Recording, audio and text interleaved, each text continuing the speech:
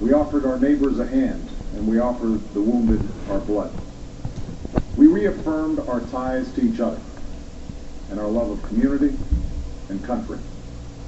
On that day, no matter where we came from, what God we prayed to, or what race or ethnicity we were united as one American family. We were also united in our resolve to protect our nation and to bring those who committed this vicious attack to justice.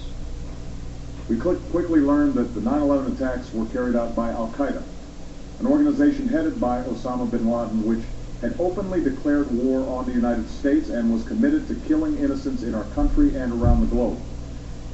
And so we went to war against Al-Qaeda to protect our citizens, our friends, and our allies. Over the last 10 years, thanks to the tireless and heroic work of our military and our counterterrorism professionals, we've made great strides in that effort. We've disrupted terrorist attacks and strengthened our homeland defense. In Afghanistan, we removed the Taliban government, which had given bin Laden and Al-Qaeda safe haven and support. And around the globe, we worked with our friends and allies to capture or kill scores of Al-Qaeda terrorists, including several who were a part of the 9/11 plot. Yet, Osama bin Laden avoided capture and escaped across the Afghan border into Pakistan. Meanwhile, Al-Qaeda continued to operate from along that border and operate through its affiliates across the world. And so shortly after taking office, I directed Leon Panetta, the director of the CIA, to make the killing or capture of bin Laden the top priority of our war against Al-Qaeda, even as we continued our broader efforts to disrupt, dismantle, and defeat his network. Then, last August, after years of painstaking work by our intelligence community, I was briefed on a possible lead to bin Laden. I wasn't certain, and it took many months to run this threat to ground. I met repeatedly with my national security team as we developed more information about the possibility that we had located bin Laden hiding within a compound deep inside Pakistan.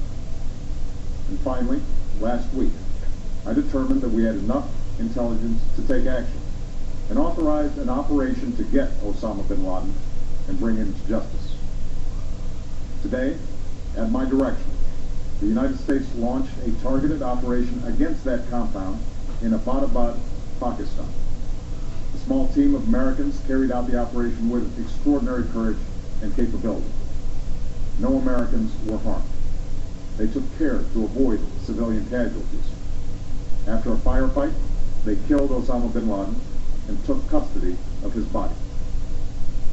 For over 2 decades, bin Laden has been Al-Qaeda's leader and symbol, and has continued to plot attacks against our country and our friends and allies.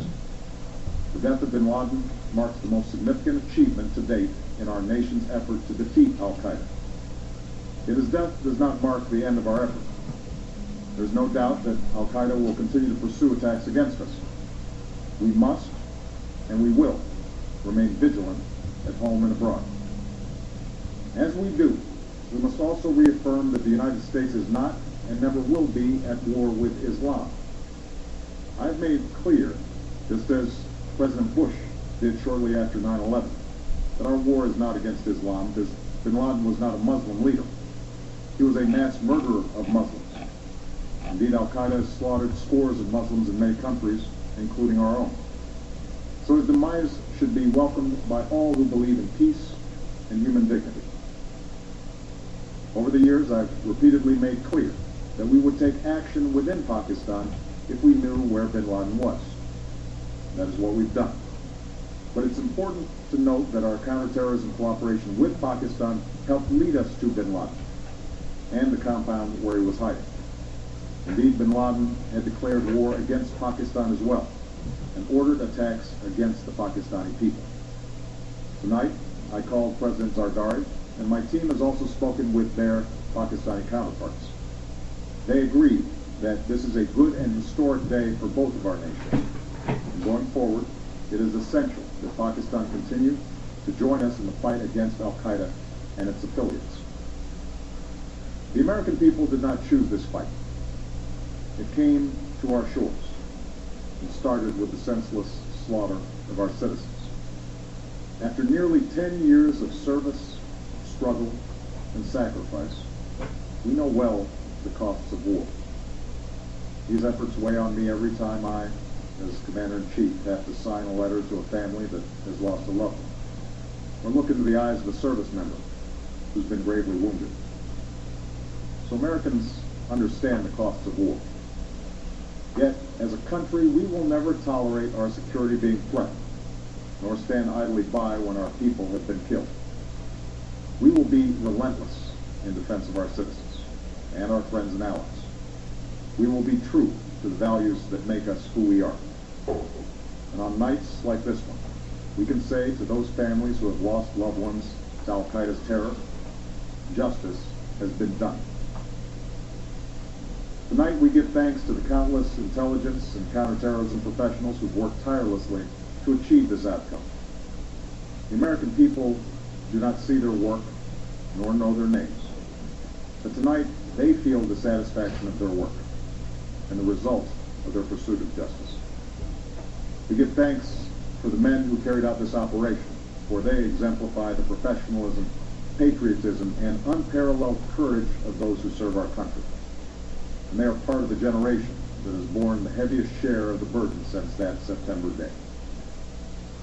Finally, let me say to the families who lost loved ones on 9/11 that we have never forgotten your loss, nor wavered in our commitment to see that we do whatever it takes to prevent another attack on our shores.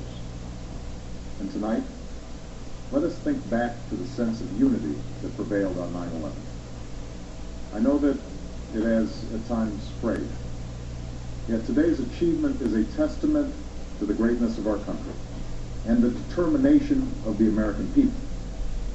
The cause of securing our country is not complete, but tonight we are once again reminded that America can do whatever we set our mind to. That is the story of our history.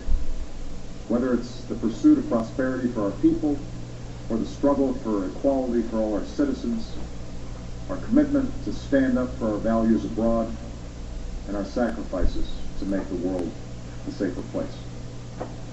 Let us remember that we can do these things not just because of wealth or power, but because of who we are. One nation, under God, indivisible, with liberty and justice for all. Thank you. May God bless you.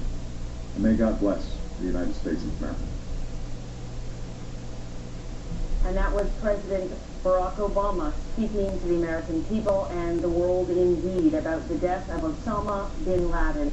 You're just joining us now. Let us walk you through what he just told us. He unveiled details that have never before been heard about how Obama was killed and what led to the American forces finding out where he was.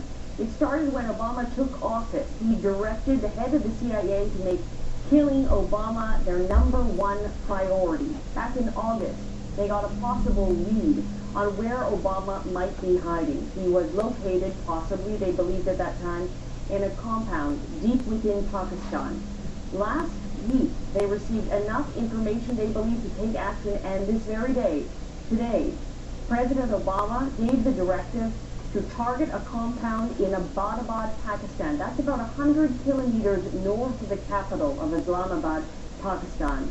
There were no U.S. casualties, but there was indeed a firefight, and then American forces took Osama bin Laden's body into their custody. He did also stress that because Osama bin Laden is now dead, this does not mark an end to their fight. They are still at war with Al-Qaeda, but this is not a war with Islam. He says that this is a good day and an historic day, not only for America, but also for Pakistan. Many people today receiving this news might be questioning what this might mean for the future of relations between America and the United States and the Middle East, particularly Pakistan. Afghanistan obviously will have effects there also.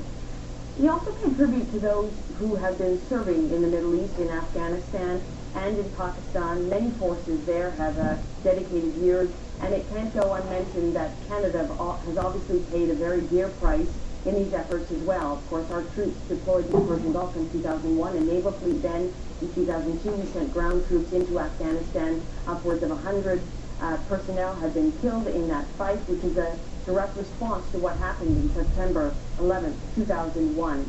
Almost 10 years to the day after the Twin Towers came down, and it has really shaped global affairs. So, again, Osama bin Laden is dead today. He was killed in a compound 100 kilometers north of Islamabad. It was a targeted U.S. airstrike. There was a brief firefight, but there were no U.S. casualties. This being the most prominent face of terror in the world. He's been a wanted man for years, and he has eluded capture before. But today, President Obama saying this is an historic and a good day for America, and that this should be also a moment of reflection when we look back on the casualties of September 11th, 2001. There you're looking at him there. Osama bin Laden, one of the famous tapes we've seen of him over the years. Today, he is confirmed that he is dead, but his death does not mark an end to the efforts of the American forces fighting against terrorism. And we are shortly going to return you to network programming. Just to reiterate, Osama bin Laden is dead as a result of a U.S. airstrike today in Pakistan, 100 kilometers north of the capital. Thank you for joining us. We now return you to network programming.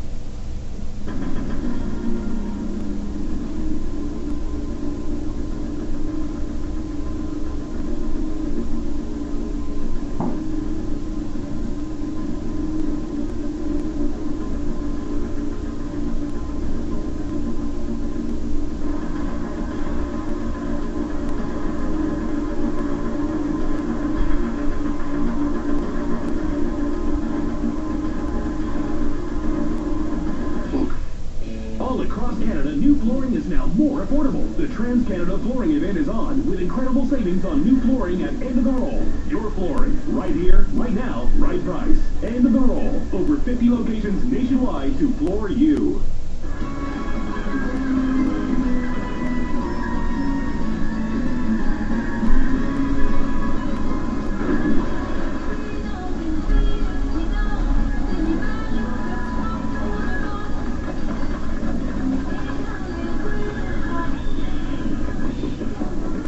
Gel. Get the hold without all the hard with Axe styling and get some hair action. The Canucks aren't the only ones who can win big. Enter at PlayNow.com for your chance to win Canucks playoff tickets. Or a seat at the World Series of Poker. Then watch The Stanley Show with Squire Barnes, brought to you by PlayNow.com, BC's online poker room. The following program contains mature